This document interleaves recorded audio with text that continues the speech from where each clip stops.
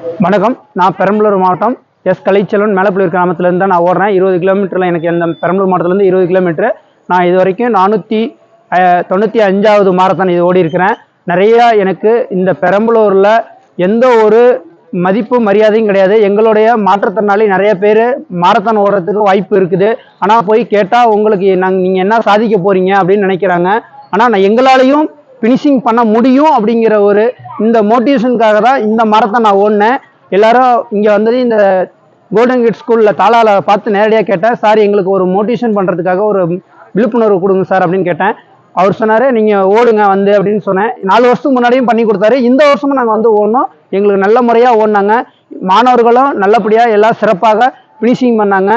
எங்கள் குழந்தைங்க இதில் வந்து பார்ட்டிசிபேஷன் பண்ணது இன்றைக்கி 3 குழந்தைங்க பண்ணாங்க. ஒருத்தர் தவழ்ந்து ஓடும் மாற்றுத்திறனாளி, ஒருத்தரும் மன வளர்ச்சி குன்றிய மாற்றுத்திறனாளியும் ஓடினாங்க. எனக்கு பெருமையாக இருந்தது. நான் சொன்னதை அந்த பிள்ளைங்க வந்து இன்றைக்கி 5 மணிக்கெலாம் வந்துட்டாங்க. 5:30க்கெலாம் வந்து நம்ம ஸ்டார்ட் பண்ணுறப்போ ஓடினாங்க. அவங்க 5 கிலோமீட்டரை ஃபினிஷிங் பண்ணிட்டு போயிட்டாங்க. ஒருத்தர் 3 கிலோமீட்டரை ஃபினிஷிங் பண்ணி போயிட்டாங்க. இன்றைக்கி நானும் 7 கிலோமீட்டர் ஃபினிஷிங் பண்ணி என்னோடய டைமிங்கை நான் கரெக்டாக முடிச்சிருக்கேன். எனக்கு பெருமையாக இருக்குது. ஏன்னா இது போன்ற பெரம்பலூர் நடக்கிற அனைத்து மாரத்தான் போட்டியிலும் மாற்றுத்திறனாளிகளுக்கு அனைத்து ஸ்கூலுகளுக்கும் தெரிவிக்குமாறு இந்த நேரத்தில் இந்த ஸ்கூலில் நான் இன்னும் சொல்கிறேன். ஏன்னா எங்களாலையும் எதையும் சாதிக்க முடியும். அதனால தான் நாங்கள் ஓடிக்கிட்டே இருக்கிறோம்.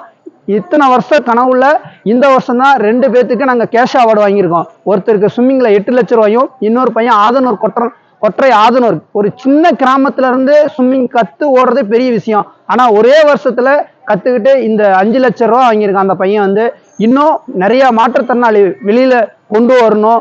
இந்த பேரண்ட்ஸ் வந்து நிறைய பேர்த்த சொன்னீங்கன்னா உங்களுடைய சொந்தங்களுக்கு கூட இருக்கலாம், அவங்க மாற்றுத்திறனாளியாக கூட இருக்கலாம். ஆனால் அவங்களையும் ஒரு கூண்டுக்குள்ள வச்சு தான் பூட்டியிருக்காங்க. இன்ன வரைக்கும் யாரும் வெளியில கொண்டு வந்ததே கிடையாது.